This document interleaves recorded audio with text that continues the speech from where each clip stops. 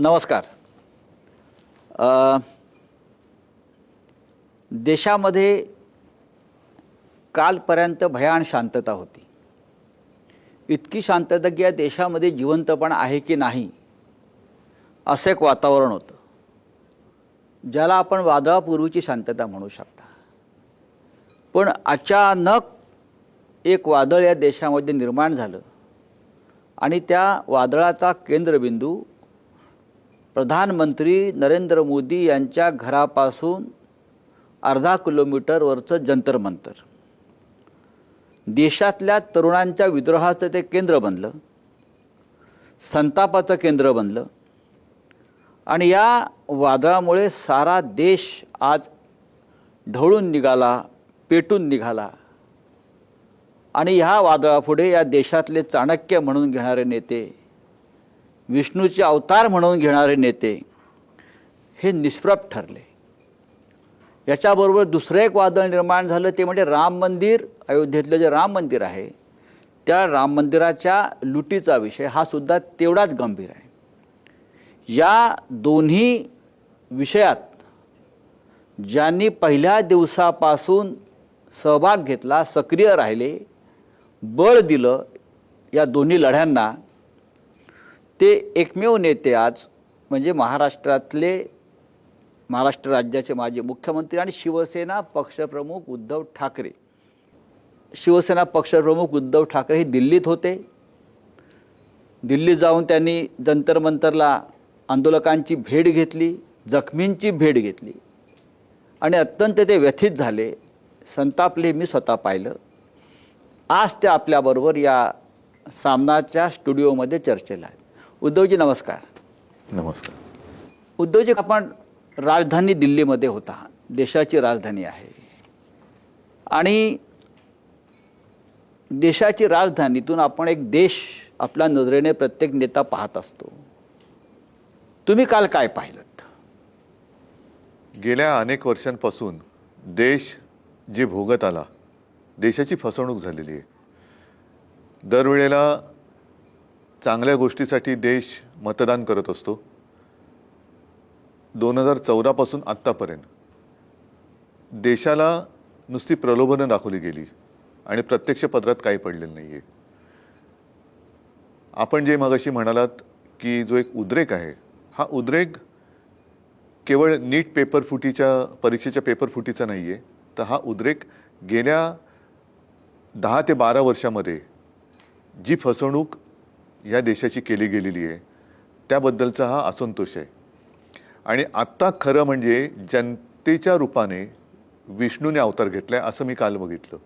हा विष्णू आहे देश वाचवण्यासाठी, धर्म वाचवण्यासाठी. धर्म म्हणजे केवळ हिंदू मुसलमान असा नाही आहे, माणुसकीचा धर्म हा वाचवण्यासाठी जे रस्त्यावरती उतरलेले तरुण आहेत त्यांच्यासोबत त्यांचे आईवडील आणि आजी आजोबासुद्धा आहेत. म्हणजे हा विष्णूचा अवतार आहे जो देश वाचवण्यासाठी यांनी जन्म घेतलेला आहे. उद्धवजी, आणि आपण पाहिलं असेल आणि आपण चिंता व्यक्त केली की दिल्लीच्या अनेक रस्त्यावर हा संपूर्ण, ज्याला तुम्ही जेन झी म्हणता, हा तरुण अत्यंत संतप्त हो. काही लोक त्याला झुरळ म्हणतात. हो, झुरळ म्हणतात, कॉक्रोच म्हणतात. होय. पण हा ज्या पद्धतीनं तो दिल्लीच्या रस्त्यावर संतप्त होऊन वावरत होता, फिरत होता, पोलिसांशी संघर्ष करत होता, हे योग्य आहे का? एक गोष्ट मला मुंबईपासून दिल्लीपर्यंत लक्षात आलेली ती म्हणजे ही सर्व जनता भीतीच्या पलीकडे गेलेली आहे. भीतीची बंदूक त्यांच्या कपाळावरती किंवा मस्तकावरती आत्तापर्यंत ह्या सरकारने जी रोखली होती, ती बंदूक आणि ती बंधनं जुगारून आताही स्वतःच्या जीवाची पर्वा न करता रस्त्यावरती उतरले. आणि का उतरणार नाही याचं कारण असं की 2014 पासून एका भोळ्या अपेक्षेने, भाबडेपणाने ज्यांना पाठिंबा दिला त्यांनीच पाठीतवार केल्याची भावना या जनतेच्या मनात आहे. आणि बघा ना तुम्ही, प्रत्येक ठिकाणी नकार घंटाच आहे. रोजगार मिळत आहेत का? नाही. रोजगार मिळत नाही आहे. महागाई कमी होते का? नाही. पेट्रोलचे भाव कमी झालेत का? गॅसचे भाव झालेत का? नाही. पेट्रोलमध्ये आता इथेनॉलचं मिश्रण म्हणजे त्याच्यात सुद्धा भेसळ व्हायला लागलेली आहे. रस्त्यावरती खड्डे पडत आहेत, पूल पडत आहेत. पक्ष फोडले जात आहेत, दानपेट्या म्हणजे राम मंदिराची पेटी दानपेटी फोडली जाते, फोडली म्हणजे लुटली जाते, पेपर फुटत आहेत. म्हणजे या सरकारला कशाचीच काही पडलेलं नाहीये म्हणजे सरकार अपयशी आहे किंवा सरकार पूर्णपणे किंवा सरकार लुटारूच्या भूमिकेत आहे, नक्की तुम्हाला काय म्हणायचं आहे? सरकार म्हणजे शेवटी काय, सरकारी एक यंत्रणा आहे, व्यवस्था आहे. ज्यांना ती व्यवस्था यंत्रणा चालवता येत नाही अशा लोकांच्या हातात हे सरकार आहे. हे देशाचं दुर्दैव आहे आणि त्याच्या विरुद्ध आज जनता पेटलेली आहे. फक्त दिल्लीत नाही तर देशाच्या कानाकोपऱ्यामध्ये, खास करून तुम्ही मुंबईत सुरुवात केलेली आहे. हो, अशा प्रकारच्या पहिल्या दिवसापासून यांच्या आंदोलनाला पाठीवर आपण आहे. पहिल्या दिवसापासून त्या आंदोलनात आहात. या देशाची तरुण पिढी त्यांच्या भवितव्यासाठी रस्त्यावरती उतरली आहे आणि ती या देशाची शिक्षण पद्धती आणि शिक्षण व्यवस्था कोलमडली आहे. हे या आंदोलनाचं मुख्य विचारधारा किंवा केंद्र आहे. एक तर बाकी कोणते विषय घेत नाही. ह्याच्यामध्ये मी म्हटलं ना की ही मालिका आहे. पहिली गोष्ट म्हणजे मला व्यवस्थित शिक्षण मिळत नाही, इथून या तरुणांच्या रागाला सुरुवात झालेली आहे. जो शिकलाय सवरलाय त्याला नोकरी मिळत नाही, ही दुसरी गोष्ट. नोकरी मिळाली तर घर चालवायला पगार पुरत नाही, ही तिसरी गोष्ट. त्याच्यानंतर मी ज्याला मत देतोय तो जागेवरती राहत नाहीये, तोच मला फसवतोय. स्वतःचे विकास होत आहेत पण मला साधी रोजीरोटी मिळत नाहीये आणि त्याच्यावरती मीठ चोळलं जाते. ते असं आहे, पंतप्रधानांकडनं सांगितलं जातं की 80 देशात साधारणतः आता किती 150 कोटी असतील लोक, त्यातल्या 80 कोटी लोकांना हे फुकट रेशन देतात. म्हणजे तुम्ही काय उपकार करतात का? कोणाला तुमचं काय फुकट नको आहे, त्यांना कष्ट करण्याची त्यांच्यात धमक आहे. त्या कष्टाला फक्त तुम्ही व्यवस्थित मान द्या, सन्मान द्या. आणि अशी मुलं जेव्हा रस्त्यावरती उतरतात त्यांची कॉकरोच म्हणून हेटाळणी केली जाते. अशी लोक काय लायकीची आहेत, ज्यांना म्हणजे तरुणांना कॉकरोच म्हणणारी लोक काय लायकीची ही आहेत? हेटाळणी या देशाच्या मुख्य न्यायाधीशांनी केली आहे. हो, पण ही अयोग्य आहे. कॉकरोच म्हणजे म्हणून मी म्हटलं ना की आपल्या देशाच्या स्वातंत्र्य संग्रामात अनेक क्रांतिकारिकांनी आपलं शहीद झालेत, जीव दिलाय, प्राण दिलाय. कोणासाठी दिला? काय वय होती त्यांची? ही जेनझीच म्हणजे याला आपण आता जेनझी म्हणतो, तेव्हा तो शब्द नसेल, मला माहिती नाही, कारण मी नव्हतो त्या काळामध्ये, आपणही नव्हतो. पण त्यांनी त्यावेळेला जर का देशाच्या स्वातंत्र्यासाठी घरादाराची प्राण्याची पर्वा न करता आहुती दिली असेल तर त्यांनी जीव दिला नसता, प्राण दिले नसते, ते शहीद झाले नसते तर ही खुर्चीची ऊब तुम्हाला उभवायला मिळाली असते का? म्हणजे हा त्यांचा अपमान आहे. छत्रपती शिवाजी महाराज यांनी 17व्या वर्षी तोरणा जिंकला, ज्ञानेश्वरांनी ज्ञानेश्वरी लिहिली. मग त्यांचं कर्तृत्व हे तुमच्यापेक्षा कित्येक पटीने मोठे आहे. तुम्ही फक्त खुर्चीवर बसलात म्हणून आदरणीय असं नाहीये. नाही, ह्याला असं तुम्हाला खुर्चीबद्दल आदर जरूर आहे, पण त्या खुर्चीवर अशिक्षित लोक बसल्यामुळे खुर्चीचा मान वाढेल अशी वर्तवणूक जर कोण करणार नसेल तर त्याचा आदर कोणी ठेवणार नाही. या देशाचं नेतृत्व आत्ता सुद्धा जे काही मी वाचलं की काल त्यांच्यासमोर परवा जो काय लाठी हल्ला झाला, आपणही माझ्यासोबत होतात. अगदी एक मुलगी वेवळून सांगत होती, आक्रोश करत होती, म्हणजे उद्वेग होता की तिचे कपडे फाडले गेले. हो, मुलींना मारहाण करण्यात आली, अनेकांना काठीला खिळे लावून मारले. ह्याच्यामध्ये काही त्यांचे गुंड घुसवले जे सिव्हिल ड्रेसमध्ये होते, पण त्यांच्या हातात पोलिसांचे दांडुके होते. म्हणजे मुलींना कशा पद्धतीने वागवलं, कशा पद्धतीने लाडक्या बहिणी किंवा लाडक्या मुली आहेत त्या सरकारच्या. ते व्हिडिओ सादर करू पाहत असताना कोर्ट सांगते आम्हाला पाहायला वेळ नाही. कोण आहात तुम्ही? कोण तुम्ही? कोणासाठी बसल्यात तिकडे? हा प्रश्न विचारायचा नाही. म्हणजे तुम्हाला कुत्र्यांसाठी, मांजरांसाठी सुमोटो सगळं करायला वेळ आहे, पण देशाच्या भविष्यासाठी त्यांच्यावरती होणाऱ्या अत्याचारांचे व्हिडिओ बघायला तुम्हाला वेळ नाही. म्हणजे धृतराष्ट्र झालात की काय तुम्ही? हे तुम्ही देशाच्या न्याय व्यवस्थेविषयी म्हणताय. हो, द्रौपदीने धृतराष्ट्राकडे न्याय मागण्यासारखं झालंय का आता? मग कशाला चंद्रचूडाने त्या न्यायदेवतेच्या डोळ्यावरची पट्टी काढली होती? का काढली? तुम्हाला काय वाटतं? आता काढून तरी काय उपयोग आहे? जर तुमच्या डोळ्यादेखत सगळं घडूनही तुम्ही ते डोळे झाक करणार असाल तर त्या न्यायदेवतेने ती म्हणेल मला परत पट्टी बांधा. हा देशातल्या जनतेचा अपमान आहे आणि तो कोणीही करता कामा नये. सगळं त्यांच्याबद्दल काही बोललं तर लगेच हक्कभंग होतो किंवा मानहानी होते, पण माझ्या देशाच्या भविष्याशी तुम्ही टिंगल करताय, ही देशाची मानहानी आहे. उद्धव साहेब, आपण पाहिलं असेल की देशाच्या सीमेवरच्या अनेक राष्ट्रांमध्ये, मग नेपाळ असेल, बांगलादेश असेल, पुढे लिबिया असेल, तिकडे सुद्धा जेन झी रस्त्यावरती उतरलं आणि त्यांनी सत्ता बदल केला. ही ताकद आहे त्यांची. आणि तेव्हा आपल्या देशाची भावना होती अनेकांची की आपल्याकडे हे कधी होईल, आपल्याकडे हे कधी होईल. बघा आज ते आपल्याकडे तुम्हाला होताना दिसतंय का? शेवटी हे व्हावं अशी कोणाची काही इच्छा नसते. या टोकापर्यंत या तरुणांना जाण्याची वेळ यावी ही कोणाचीच इच्छा नसते.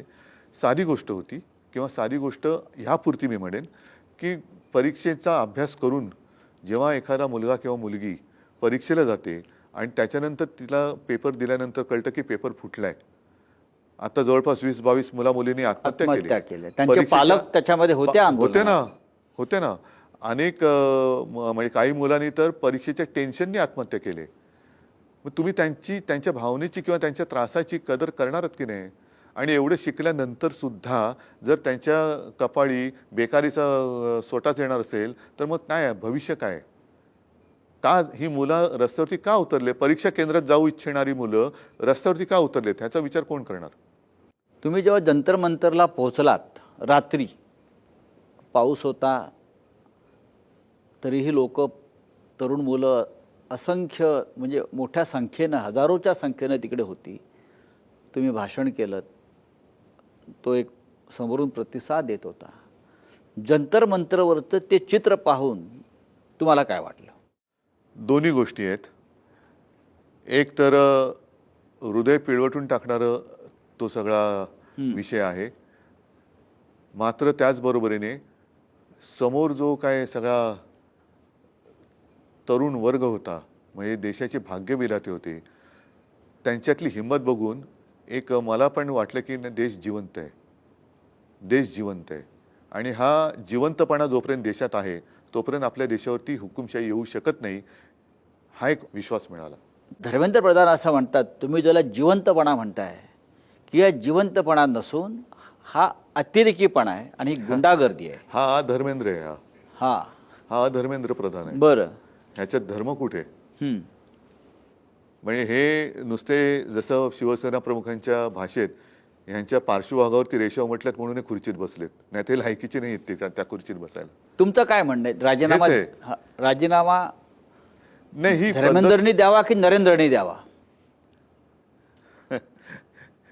सगळे द्र आहेत त्या सगळ्या द्रहनी द्यावा. अच्छा, कारण ते द्र जे आहेत ते जनतेशी द्रोह करतायत. त्याच्यामुळे देशाला दारिद्र्य येऊ नये एवढीच इच्छा आहे, माझी अपेक्षा आहे.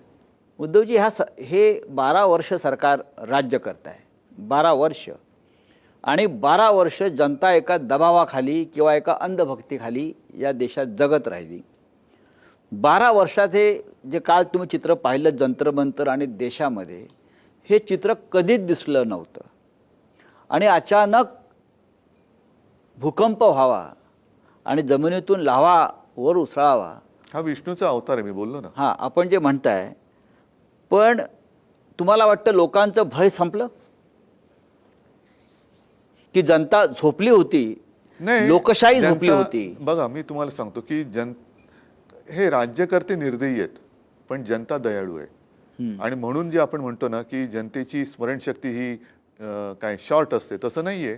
लोक बघत असतात पण लोक म्हणतात ठीक आहे, जाऊ दे, पण किती जाऊ दे? ते जाऊ दे करताना सगळंच जायला लागलं. त्यावेळेला मग जनता रस्त्यावरती उतरते.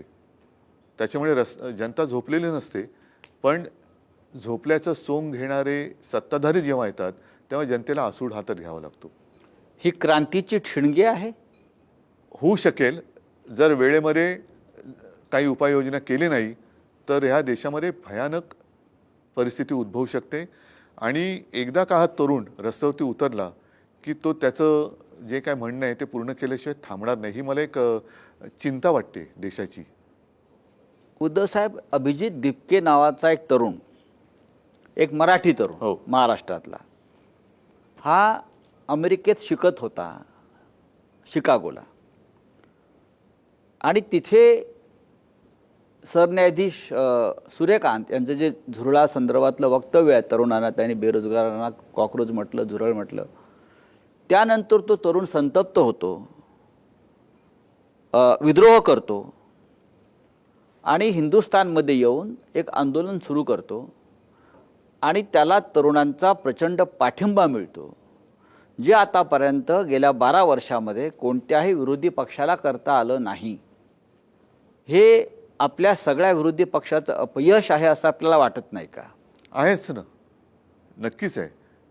विरोधी पक्ष म्हणजे मी केवळ सत्ताधाऱ्यांना दोष नाही देणार, विरोधी पक्षांना पण देणार. आणि म्हणूनच मी मध्ये माझं मी कुठेतरी बोललो आहे की देशाच्या जनतेचा राजकारण्यांवरचा विश्वास आता उडालेला आहे. कारण शेवटी स्वतःच्या स्वार्थासाठी पक्ष फोडले जातात.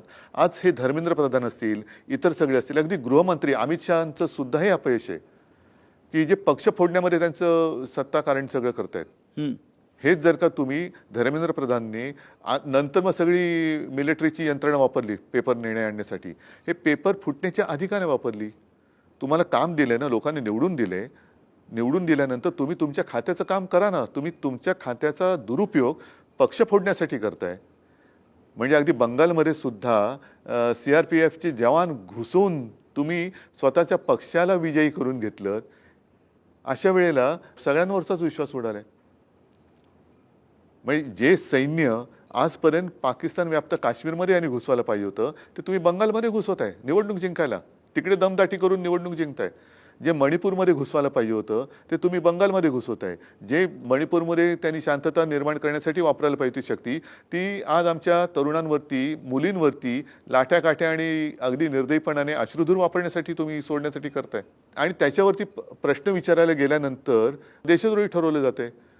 त्याच्यामुळे आता तुम्ही कोणाकोणाला देशद्रोही ठरवणार? तुमच्या घरातली मुलं पण तिकडे गेलेत. नाही, त्या तरुणांना सुद्धा देशद्रोहीच ठरवलेला आहे. हो, कारण त्याच्यामध्ये पाकिस्तानचा हात आहे, चीनचा हात आहे, मग असं सांगितलं जातं. मग हे आता व्हिडिओ आलेले आहेत की जे सिव्हिल ड्रेसमध्ये, नागरी वेशामध्ये हे गुंड दिसत आहेत. हे गुंड कोणाचे आहेत? भाजपचे आहेत, RSSचे आहेत का पाकिस्तानवरून आणले आहेत? आणि त्यांचे फोटो मी तिकडे जाहीर ह्याच्यात बोललो जंतर मंतरवरती की ते फोटो सोशल मीडियावरती करा प्रसारित आणि वॉन्टेड म्हणून करा. हे वॉन्टेड, हे गुंड आहेत, हे गुंड आहेत. आणि हे गुंड आहेत हे उद्या सरकार बदलल्यानंतर यांना सोडायचं नाही. यांना यांची सजा मिळाली पाहिजे. जे मोदी म्हणालेत की जे अपराधी आहेत त्यांना सोडणार नाहीत, पहिले ह्या गुंडांना अटका करा. पोलीस ज्यांच्या नेम प्लेट नाही आहेत, मग हे कोण आहेत? मग त्यांना तुम्ही नाटक कंपनीचे कपडे घालून हातात दंडा देऊन पोलीस बनवले का तुम्ही? नाही, अशा वेळेला सरकारचं एक धोरण कायम राहिलं, मग ते नरेंद्र मोदी असतील किंवा अमित शहा असतील किंवा भारतीय जनता पक्ष संपूर्ण असेल, ते विरोधी पक्षाला विकत घेतात, आमदार खासदार फोडतात, सरकारं विकत घेतात, निवडणुका विकत घेतात, मतं विकत घेतात, जय पराजय विकत घेतात. या देशामध्ये विरोधी पक्ष कोणता असावा किंवा नेता कोण असावा हे ते ठरवायला लागले. अशा वेळेला एवढा ताकदीचं सरकार असताना ते हे आंदोलन का संपवू शकलं नाही? त्यांची ताकद कुठे गेली? म्हणूनच म्हटलं की हा विष्णूचा अवतार आहे, हा रामाचा अवतार आहे. हे आंदोलन विकत नाही घेऊ शकले. आणि हे या निर्दयी रावण रूपी सरकारचा किंवा सरकार रूपी रावणाचा वध केल्याशिवाय आता हे थांबणार नाही. हा विष्णूचा अवतार. आणि जो आरोप केला जातो सातत्यानं की याच्यामध्ये परकीय हात आहे, तुम्हाला वाटतंय का? मला असं वाटतं की आता सरकारमध्ये परकीय हात आहे का, की जो आपल्या मुलांवरती लाठ्या चालवतोय, अश्रुधूर सोडतोय, ह्याच्यात म्हणजे आपलं सरकार कोण चालवतोय हाच आता एक संशोधनाचा विषय आहे. कोण चालवतंय? नाही, हा संशोधनाचा विषय आहे. मी तुम्हाला अजून एक प्रश्न विचारतो की गेल्या काही काळापासून भारतीय जनता पक्षाचा IT सेल ही एक फार मोठी ताकद होती, पण या जेन झीनं जंतर मंतरच्या हा IT सेल उद्ध्वस्त वाट लावून टाकली त्यांची. कारण ज्या पद्धतीची सक्रियता किंवा ज्याला आपण क्रिएटिव्हिटी म्हणतो ती जर तुम्ही पाहिलीत तर त्या मुलांच्या बुद्धीची तुम्हाला अक्षरशः अभिमान वाटतो. नाही, हा लढा तुम्हाला सांगू का, अंधभक्त विरुद्ध देशभक्त असा आहे. अंधभक्त विरुद्ध देशभक्त असा हा लढा आहे. म्हणजे लहान मुली घोषणा देत होत्या. हो, काय घोषणा देत होत्या? आपण मोदींच्या 56 इंचाच्या छातीची नेहमी आपण टीका केली, पण त्या लहान मुलींची घोषणा होती 4, आया आया 56 इंच का बंदर, बाल नरेंद्र बाल नरेंद्र. आणि या घोषणा लोकप्रिय झाल्या, सर्वत्र व्हायरल झाल्या. कोणी गाणी म्हणताय, कोणी तिथे नाटक करताय, कोणी भाषण करताय, कोणी कविता नाही, लोकांना करताय. आता बंदुकीची भीती नाही राहिली, तुरुंगवासाची भीती नाही राहिली आणि हे खूप कौतुकास्पद पण आहे आणि त्याचबरोबरीने सत्ताधाऱ्यांच्या दृष्टीने धोकादायक आणि भीतीदायक आहे. आपल्या देशातल्या लोकशाहीची प्रकृती सध्या कशी आहे? लोकशाहीला मला असं वाटतं या आंदोलनाने आता ऑक्सिजन मिळालेलं आहे. हं. जी मरणप्राय झाली होती तिला आता ऑक्सिजन मिळालेलं आहे. कारण कोणाकडेच दाद मागून जर का न्याय मिळणार नसेल आणि द्रौपदीचं वस्त्रहरण होताना धृतराष्ट्र काही हलणार नसेल तर मग ती कोणी कविता लिहिली ना, सुनो द्रौपदी शस्त्र उठा लो, शस्त्र अब उठा. गोविंद ना आएंगे. पण ही जर लोकशाहीची प्रकृती जर आता सुधारत असेल तर ही लोकशाही पुन्हा ताठकण्यानं उभं राहण्यासाठी या देशातल्या संपूर्णपणे उद्ध्वस्त केलेल्या संविधानिक संस्था आहेत, न्यायालयं असतील, निवडणूक आयोग असेल किंवा गव्हर्नर्स असतील, लोकसभा, राज्यसभा, ह्यांच्या बळावर लोकशाही ही सुदृढ राहते. या सगळ्या संस्था आज ज्या मृतावस्थेत पडलेल्या किंवा गुलाम झालेल्या आहेत त्यांचं काय करणार? काही मृतावस्थेत आहेत पण काही दबावाखाली आहेत. हा दबाव एकदा जर का संपला की मला असं वाटतं त्यांना परत नवीन कोंब फुटतील.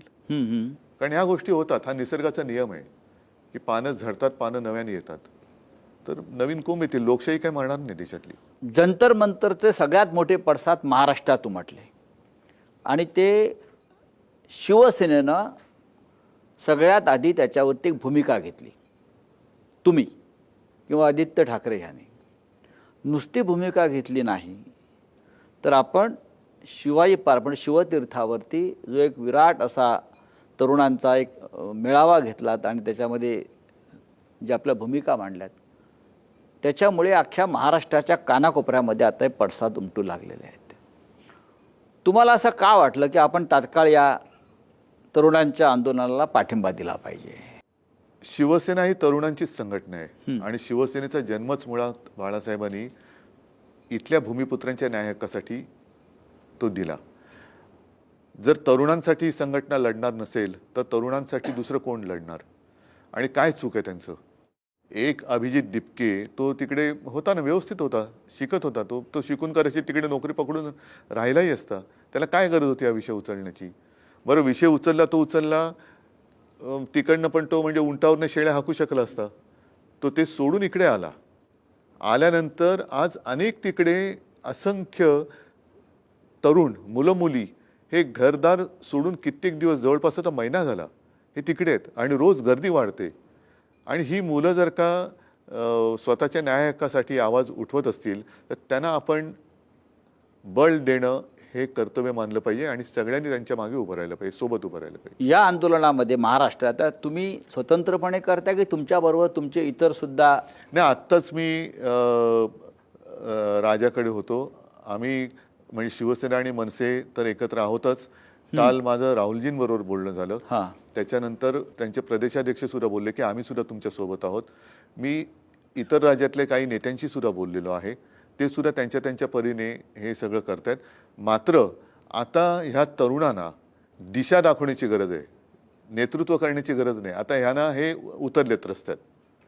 फक्त त्यांच्याकडनं वेडवाकडं काही होऊ नये असं जर का वाटत असेल तर सरकारने सुद्धा वेडवाकडं पाऊल उचलता कामा नये. पण सरकारला पूर्ण आत्मविश्वास आहे. कारण शेवटी ते आजही चर्चेला तयार असतील तर सरकारने त्यांच्याबरोबर चर्चा केली पाहिजे. पाकिस्तान बरोबर चर्चेचे दरवाजे खुले ठेवा सांगणारे RSS ह्या आंदोलनात गप्प काय का सांगत नाही की या मुलांसोबत जाऊन चर्चा करा? पाकिस्तान बरोबर चर्चेचे दरवाजे उघडे ठेवले पाहिजेत. आम्ही म्हणजे हिटलर नाही. तर मग पाकिस्तान बरोबर तुम्ही हिटलर नसाल तर मुलांबरोबर हिटलरची भूमिका का करताय? हो, पण सरकार आजही या आत्मविश्वासात आहे किंवा आपल्या भाषेमध्ये मस्तीत किंवा माझात आहे की आम्ही हे मुलांचं आंदोलन सहज चिरडून टाकू, त्याच्यावेळी आम्ही चर्चा करणार नाही. याच्याविषयी आपलं काय म्हणणं आहे? त्याने आजूबाजूला बघायला पाहिजे. ज्या शेख हसीनाना त्याने आश्रय दिलाय त्यांना विचारा की बाबा तुम्ही का नाही चिरडू शकला ते आंदोलन? नेपाळचे जे पंतप्रधान आता कुठे पळालेत, नाही पळाले असतील तिकडे, त्यांना विचार तुम्ही का नाही चिरडू शकलात? कारण देश म्हणजे दगडधोंडे नाही, तो देश म्हणजे देशातली जनता. आणि ती जनता लोकशाहीमध्ये जसं जनता मत देते, तर मत देण्याचे आणि मत व्यक्त करण्याचे जनतेला प्रकार माहिती आहेत. सोनम वांगचूक हे आंदोलनाचे नेते आहेत. सरकारनं त्यांना जबरदस्तीनं इस्पितळात घेऊन गेले. त्यांचं असं म्हणणं आहे की हा देशाच्या दुसऱ्या स्वातंत्र्याचा लढा आहे. हे आपल्याला मान्य आहे का? असं आहे की पहिलं स्वातंत्र्य दुसरं स्वातंत्र्य असं करण्यापेक्षा मी म्हणेन हा स्वातंत्र्य टिकवण्याचा लढा आहे. आपण स्वतंत्रच आहोत, पण ह्या स्वातंत्र्यावरती जर कोणी कब्जा करण्याचा प्रयत्न करत असेल तर ते पाश आवडले जाण्याच्या आधी तोडणं, म्हणून हे स्वातंत्र्य ही टिकवण्याची लढाई आहे.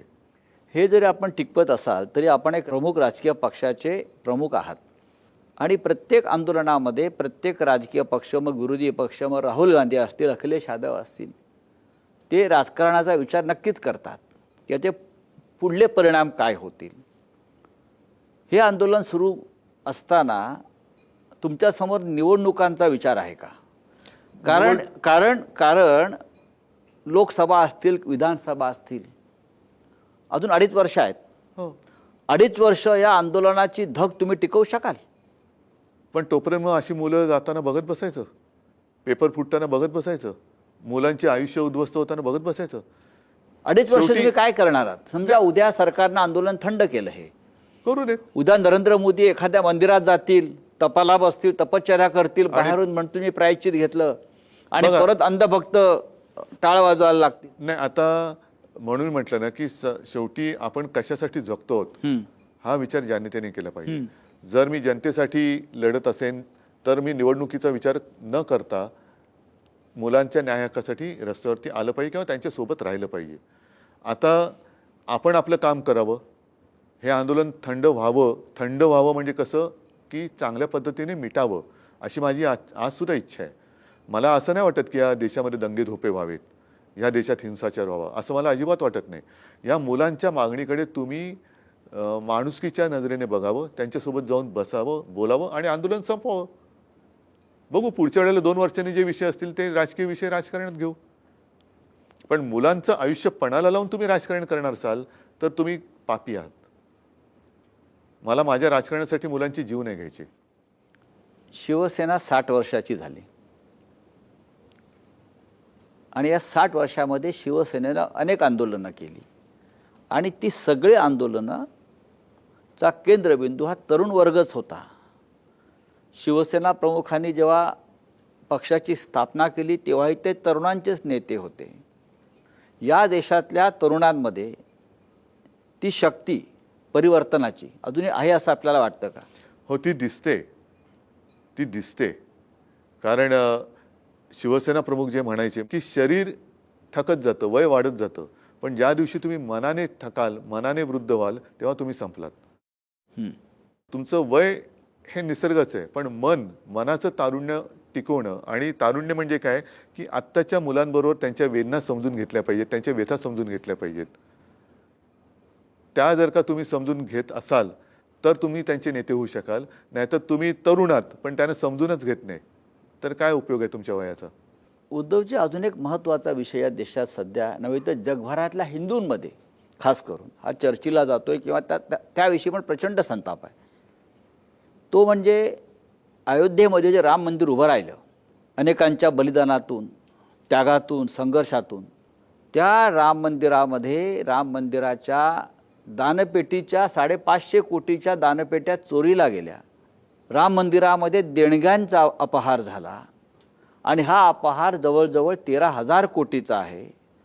प्रत्यक्ष रामाची किंवा राम मंदिराची ही लूट जेव्हा समोर आली किंवा आत्ता त्याच्यामध्ये सुद्धा लोक संताप व्यक्त करतात, ह्याच्यावर तुमचं काय मत आहे? राम मंदिर लुटलं गेलं. आता ह्या सरकारने नाही, हे मोगलांनी मंदिर लुटलंय का असं मी विचारतो परत.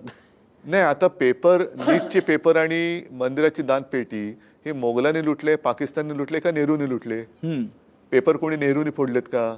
दानपेटी नेहरूने फोडले का? आता ह्यांचा मुखवटा गळून पडतोय. ही दोन्ही जी पापं त्यांची आहेत, म्हणजे ज्या मंदिराच्या नावाने ह्यांनी मतं मिळवली ती दानपेटी हे फोडतात, मंदिर लुटतायत. ज्या तरुणांना भविष्याची स्वप्न दाखवून मतं मिळवली त्या तरुणाईला तुम्ही चिरडतायत. ह्या दोन्ही गोष्टी ह्या भाजपच्या नासलेल्या सडलेल्या वृत्तीचं एक प्रतीक आहे. आणि केवळ राम मंदिर लुटलं नाही जाते, केदारनाथ मंदिर लुटलं गेल्याच्या बातम्या आहेत, बद्रीनाथमध्ये चोरी झालेली आहे, उज्जैनमध्ये जमीन घोटाळा झाला आहे, अयोध्येमध्ये जमीन घोटाळा झालेला आहे, इतर अनेक ठिकाणी घोटाळे झाले असतील जे अजून लक्षात नाही आलेलं. हिंदुत्व म्हणजे या देशामध्ये मी मध्ये असं म्हटलं होतं की युवा शक्तीपेक्षा बुवा शक्ती अधिक जास्त बोकाळलेली आहे. ही सगळी बुवा शक्ती भाजपच्या हिंदुत्वात सामील झालेली आहे. हो, त्याच्यामुळे ह्या बुवा शक्तीपेक्षा युवा शक्तीला किंमत द्या, ती तुम्हाला तारण. बुवा काही करू शकत नाही तुम्हाला. जंतर मंतर, ते जंतर मंतर वेगळे, हे जंतर मंतर वेगळे. हे जंतर मंतरनी कारभार नाही करू शकत तुम्ही. ते जंतर मंतर आता उतरले लोकांवरची. ना हा मंदिर लुटीचा विषय तुम्हाला किती गंभीर वाटतोय? अतिशय गंभीर आहे. कारण तुम्ही शेवटी मग कोणत्या आधारावरती सत्तेत आलात? आज जे आम्हाला अनाहूत सल्ले दिले जात आहेत, मंदिर लुटीचं राजकारण करू नका, तुम्ही कोण सांगणार आहे आम्हाला राजकारण करू नका सांगणार आहे? हिंदुत्वावर सल्ले देतात. हिंदुत्वावरती सल्ले देतात. तुम्ही तुमचं काम करा, आम्हाला आमचं काम करू द्या. आमच्या कामात तुम्ही ढवळाढवळ नाही करायची, आम्ही तुमच्या कामात करतो. आणि मग मंदिराचं राजकारण म्हणजे मला आठवतंय की ज्या हिंदुत्वाचा प्रचार केला म्हणून बाळासाहेबांचं मतदानाचा अधिकार बाळासाहेबांचा काढून घेतला होता. त्यांना ते निवडणूक कधीच लढवणार नव्हते. निवडणूक लढवण्याचा अधिकार काढून घेतला होता. भोगतोय कोण आज? बाबरी पाडल्यानंतर शिवसैनिकांवरती केसेस झाल्या होत्या. कोण भाजपवाला होता त्याच्यात? तेव्हा तर जबाबदारी यांनी टाळली होती. बरं, राम मंदिराचा निर्णय हा कोर्टाने दिलाय, मग का तिकडे तुम्ही बसलात? राष्ट्रपती का नव्हत्या? मग ते सगळं चांगलं आहे ते तुमचं आणि जे वाईट आहे ते पाकिस्तानचं. ह्याला काहीच अर्थ नाही आहे. त्याच्यामुळे तुम्ही आम्हाला फसवलत, धर्माच्या नावाने मतं मागून फसवलत, चांगली भविष्याची स्वप्न दाखवून तुम्ही आम्हाला इतिहासात नाही पुराणात नेलं. लोकांनी तुम्हाला मतं दिली होती ती उज्ज्वल भविष्यासाठी. अच्छे दिन आएंगे, कुठे आहेत अच्छे दिन? अच्छे दिन मंदिर लुटणाऱ्यांना आलेच ना. या पैशातून आमदार खासदार विकत घेतले असं लोक आता चेष्टेने म्हणायला आता लागले. पेट्रोलमध्ये भेसळ करायला लागला तुम्ही, इथेनॉलची. गाड्या बिघडतायत. कष्टाने कमाई करून जे गाडी घेत आहेत, स्कूटर घेत आहेत, त्यांच्या गाड्या बिघडत आहेत. त्यांना जबाबदार कोण? बरं, ते भेसळयुक्त पेट्रोल वापरून ज्या रस्त्याने जात आहेत त्याच्यात 200 वर्ष खड्डे पडणार नव्हते, ते आता पूल पडत आहेत. खड्डे तर सोडा, पूल पडत आहेत. नाही, तुम्ही आता राम रक्षा आंदोलन सुरू केलेलं आहे. कारण राम रक्षा करणं हे आमचं काम आहे. हां. राम रक्षा बोलणं हे आमच्या मुख्यमंत्र्यांचं काम आहे. ते काम त्यांच्यावरती सोपवलेलं आहे. रामाचं संरक्षण तुम्ही करायला निघालेलं आहात. ह्याच्यावर एक टीका होते आहे की रामाचे संरक्षण करणारे तुम्ही कोण? तुम्हाला अधिकार दिला कोणी? आम्ही राम बघतो. स्पष्ट बोलायचं, राम काय तुमच्या बापाचं आहे? बापाचं आहे का? राम आमचा सगळ्यांचा आहे. आणि तुम्ही रामाच्या आडून पाप करताय. आम्ही राम रक्षक आहोत, आम्ही रामाचे रक्षक आहोत. जो राम आम्ही आमची रक्षा करण्यासाठी म्हणून त्याचा धावा करतो. आज ह्यालाच तर कलियुग म्हणतात. उद्धव साहेब, आपण जी राम रक्षा आंदोलनाची सुरुवात मुंबईतून केली आणि एकदम तुम्ही नागपूर निवडलं. एकदम नागपूर देशाच्या मध्यवर्ती ठिकाणी आहे ना. म्हणजे नागपूरला गेल्याचं अनेकांना नाही. आता मला काय झालं, आपल्याकडे ना शब्दखेळ करणारे खूप आहेत. आता त्याच्यावरनं सुद्धा मला मुख्यमंत्री म्हणाले की यांना रामरक्षा पाठ नाही आहे. नाही मला पाठ, पण म्हणून मी काय यांच्यासारखं टेलिप्रॉम्प्टर लावून रामरक्षा म्हणू? मला माझ्या मनाची जी काय गोष्ट आहे ती बोलता येते ना न वाचता. पण मी राम रक्षा करणाऱ्या लोकांचा प्रतिनिधी म्हणून तिकडे गेलेलो आहे. आश्चर्यकारकरित्या या राम मंदिर लुटीचा विषय काँग्रेस पक्षानं उचलून धरला, समाजवादी पक्षानं उचलून धरला, इतर सुद्धा अनेक राजकीय पक्षांनी या विषयाला महत्त्व दिलं आहे राष्ट्रीय स्तरावर. हा एक तुम्हाला बदल दिसतोय का विचारसरणीत होत असलेला? हळूहळू लोक असेल, माझ्या विचारात तर काय बदल नाही झालेला. मी पहिल्यापासून आमचं हिंदुत्व जे माझ्या आजोबांपासून चालत आलेलं, माझ्या वडिलांपासून आलेलं आहे, बाळासाहेबांनी सांगितलेलं आहे, तेच हिंदुत्व घेऊन मी पुढे चाललेलो आहे. आणि बाळासाहेबांच्या हिंदुत्वामध्ये ही एक गोष्ट होती राज्यकारभाराच्या दृष्टीने. ते आता व्हिडिओ सगळीकडे फिरतायत की जर का आपलं सरकार असताना मोर्चे आले तर एका मर्यादेच्या इकडे तुम्ही अडवा, पण त्याच्यानंतर त्यांच्यावरती लाठी नाही उगारायची. सामोरे ज्या विषयाशी संबंधित तो मोर्चा असेल त्या विषयाचा मंत्री त्यांना जाऊन भेटेल आणि त्यांना विचारेल, मायबाप जनव बोला, काय पाहिजे, समजवा त्यांना, त्यांचं काय पाहिजे ते ऐका, हवं नको ते त्यांना नीट विचारा. हे आमचं हिंदुत्व आहे. तिकडे राम मंदिराच्या दानपेट्या लुटल्या, मतपेट्या लुटल्या. दानपेट्या लुटल्या, नाही नाही, इतर निवडणुकीत मतपेट्या लुटल्या. पेट्याही लुटल्याच, म्हणजे सगळंच लुटलं. आणि महाराष्ट्रात आपल्या 6 खासदारांवरती दरोडा पडला. याकडे तुम्ही कसं पाहता? मी मगाशी म्हटलं ना की ह्यांना कारभार चालवता येत नाहीये आणि चालवायचा नाहीये. यांना सत्ता कशासाठी पाहिजे हेच कळत नाहीये. सत्ता कशासाठी एवढी संपूर्ण, म्हणजे तुम्ही सत्तांध आहात. सत्ता मिळवण्यासाठी निवडणूक लढणं राजकारणामध्ये आहेच, त्याच्यात काही गैर नाहीये. पण तुम्हाला लोकांनी मतदान केल्यानंतर त्याही पलीकडे जाऊन तुम्ही फोडाफोडी करताय. बरं, फोडाफोडी करून तुम्ही पेपर पण फोडताय, दानपेट्या फोडताय. मग कशाला मतदान? तुम्हाला बहुमत पाहिजे. बहुमत आहे ना, सरकार आहे. 12 वर्ष तुम्ही पंतप्रधान आहात.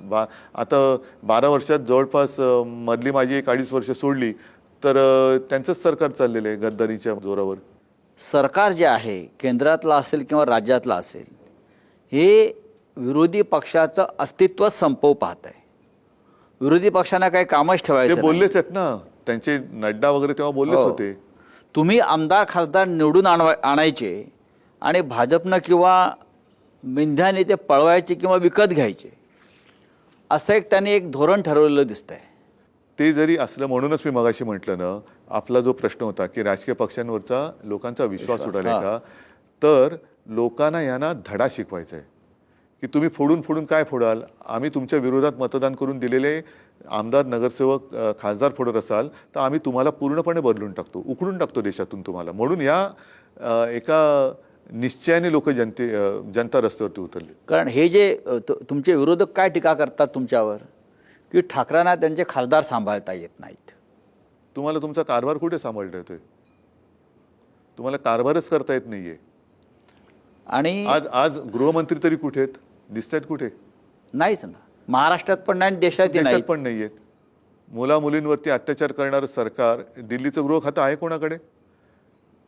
जर का नीट पेपर फुटीवरनं धर्मेंद्र प्रधानांचं अपयश आपण मानलं आणि त्यांचा राजीनामा मागतोय, तर या मुलींवरती विचित्र पद्धतीने लाठीमार करणाऱ्या गृहमंत्र्याचा सुद्धा राजीनामा मागितला पाहिजे. हा जो राजकारणाला गद्दारीचा रोग जडलेला आहे, फार खोलवर तो कॅन्सर वाढत गेलेला आहे, हा कसा संपेल? त्याच्यासाठी तर या विष्णूचा अवतार उतरलाय रस्त्यावर. हा विष्णूचा अवतार आहे. अशा प्रकारच्या राजकारणाची आपण कधी कल्पना केली होती का? गेल्या काही दिवसापासून येत होती. जेव्हा शिवसेना हा पक्ष फोडला, पक्ष चोरला. आता ह्याच्यामध्ये एक सांगतो तुम्हाला, शिवसेनेचं नाव आणि निशाणी ही गद्दाराला दिली. निशाणी ही गोठवली पाहिजे आणि नाव दुसऱ्याला देण्याचा अधिकार निवडणूक आयुक्ताच्या बापाला नाही. तो मी मानायला तयार नाही. हे मी ऑन रेकॉर्ड बोलतोय. कारण शिवसेना हे नाव माझ्या वडिलांनी दिलेलं आहे. ते बदलण्याचा अधिकार ह्या देशात कोणालाही नाही आणि तो मी ऐकणारच नाही, मानणारच नाही. तेव्हा शिवसेना ही शिवसेनाच आहे. ती दुसरी आहे ती शहासेना आहे. त्याला तुम्ही शहासेना द्या, नाव द्या आणि त्यांना काय तोफ द्या, अणुबॉम्ब द्या, विमान द्या राफेलचं निशाणी म्हणून, चालेल मला. याला न्यायालय किती जबाबदार आहेत? आता मधल्या काळामध्ये सगळेच म्हणतात ना की न्यायालयाने, म्हणजे हेच आत्ताचे जे सरन्यायाधीश आहेत तेच म्हणाले की न्याय नाकारणं म्हणजे न्याय नष्ट करणे, डिस्ट्रॉय करणे. कारण आता नवीन केस झाली आमची 6 खासदारांची. हो, तेच मी विचारतो. पहिला निकाल लागायचा आहे आणि दुसरी केस चालू झाली. या सगळ्याचा निकाल, पहिल्याचा निकाल लागत नाही. या सगळ्याचा निकाल आता ही जनता लावेल. हा जो पैशाचा खेळ महाराष्ट्राच्या राजकारणात सुरू झालेला आहे, हा इतका पैसा येतो कुठून? 50-50 कोटीला जर आमदार खासदार विकले जातात, 50 कोटी लहान रक्कम नाही आहे उद्धवजी, तुम्हालाही माहिती आहे. हा पैसा एवढा कुठून येतो? मिसिंग लिंकमधून येतो की खड्ड्यातून येतो? का घरी छापतात? की घरी छापतात? का पाकिस्तानातून येतो? नाही, हे एकदा लोकांना कळलं पाहिजे. तुमचं काय माहिती, हा पैसा येतो कुठून? सरकार बदलल्यानंतर पहिला शोध तोच लावावा लागेल. हा पैसा आला कुठून आणि गेला कुठे? कारण हे फार फार वाईट चाललेलं आहे. म्हणजे तुम्ही काही करा, मी तुम्हाला विकत घेऊ शकतो, ही मस्ती फार वाईट आहे. पण महाराष्ट्रात बदल घडतील असं वाटतं भविष्यात आपल्याला?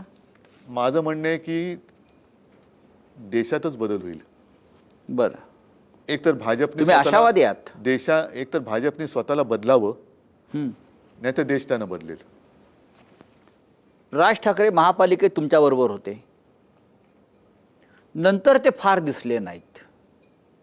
पुढल्या घडामोडीमध्ये तर रविवारी आम्ही आहोत नाही हां, अच्छा, आपण मोर्चा काढताय. हो. विधानसभा असतील किंवा लोकसभा असतील किंवा महाविकास आघाडी असेल, इंडिया ब्लॉक काय म्हणताय? इंडिया ब्लॉक सध्या ब्लॉक झालेले आहे. पण ब्लॉक जर झाला असलं तरी तुमच्यासारखे नेते त्या ब्लॉकमध्ये आहेत. आमचा प्रयत्न सुरू आहे. झुरळ जनता पार्टीचं भविष्य काय? बघा, शेवटी ही एक आंदोलनाची ठिणगी आहे. तुम्ही असं समजू नका लगेच की झुरळ जनता पार्टी निवडणूक लढवेल, कॉक्रोच जनता पार्टी सत्तेवर येईल. शेवटी ती आज मुलं आहेत. ते एका उद्वेगाने रस्त्यावरती उतरलेत आणि त्यांना कॉक्रोच म्हटल्याचा एक त्यांना भयंकर राग आलेला आहे. तो राग आत्ता व्यक्त होतोय. लगेच त्यांनी ते देशात काय राज्य करतील, काय करतील, हा पुढचा विषय, ते त्यांना ठरवू द्या. पण आत्ता मला असं वाटतं की आपण सगळ्यांनी यांच्यासोबत राहणं गरजेचं आहे. नाहीतर हे जे बसलेत, ज्यांना मी माझ्या रविवारच्या भाषणात सत्तेला चिकटलेल्या गोचिड. आणि लोकशाहीचं रक्त पिणाऱ्या गोचिडे म्हणतोय, हे सगळं रक्त शोषून घेतील आणि मग आपल्याला कोण वाचवणार नाही. शिवसेनेच्या राजकारणाची पुढली दिशा काय आहे? पुढली दिशा जे आहे त्याच दिशेने वाटचाल करणं, न थकता न थांबता. कार्यक्रम काय आहे? तरुणांच्या मागे उभं राहत आलेलो आहे आणि जसजसे विषय येतील तसतसं योग्य अयोग्य करत त्यांच्या सोबत राहणं. नुकताच तुम्ही 6 जिल्ह्यांचा दौरा केलात आणि तो फार मोठा दौरा होता. तुम्ही नागपुरात सुद्धा जाऊन आलात. हो, तुम्ही दिल्लीत काल जाऊन आलात आणि जंतर मंतरच्या हजारो आंदोलकांना भेटलात. मला जिथे जिथे जाणं आवश्यक वाटेल तिथे मी जाणार, लोकांना भेटणार, मी जाणार. राम रक्षा आंदोलन चालूच राहणार. राम रक्षा आंदोलन चालूच राहणार. याचं कारण असं की कदाचित मला अशी आता भीती वाटते की ह्या प्रकरणाचा एक काय खोटा तपास केला जाईल. काही जणांना उगाचच लटकवलं जाईल, बाकीच्यांना क्लीन चिट देऊन ह्या विषयावरती पांघरून टाकण्याचा प्रकार होईल आणि पुन्हा त्या पांघरुणाखालनं चोऱ्या चालू राहतील.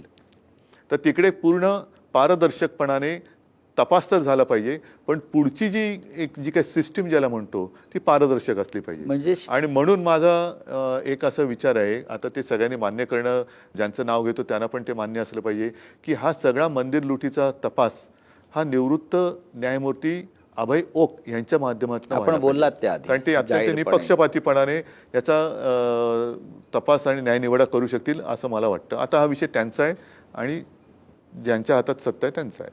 आपण हिंदुत्वाचे चौकीदार म्हणून काम करू इच्छिता असं मला वाटतंय. नाही, इकडे चौकीदार कोणी नाही आहे. कारण आता तो चौकीदार हा शब्द फार बदनाम झालेला आहे. कारण तिकडे राम मंदिरामध्ये सुद्धा चौकीदार असताना सुद्धा चोऱ्या झाल्यात. त्याच्यामुळे बाबा मी जसा आहे, मी देशभक्त हिंदू आहे, त्याच्यामुळे मी आहे तसंच मला राहू द्या. बोलण्यासारखं खूप काही आहे, पण माझं सगळ्यांना एक आवाहन आहे की आत्ताच आपण जागे झाला असाल तर ह्या तरुणांच्या पाठीशी उभे राहा. कारण हे आपल्या देशाचं भविष्य आहे. आत्ता जर का तुम्ही शांत राहिलात तर उद्या तुम्ही जगू शकत नाही. म्हणून आपण जिथे कुठे असाल, जे जे काय करता येणं शक्य असेल ते या देशासाठी जरूर करा. एवढंच माझं सगळ्यांना. जिथे आहात तेथून लढा. तिथून लढा. पक्षाच्या पलीकडे जाऊन, धर्माच्या पलीकडे जाऊन देशासाठी लढा. धन्यवाद. जय हिंद, जय हिंद, जय महाराष्ट्र.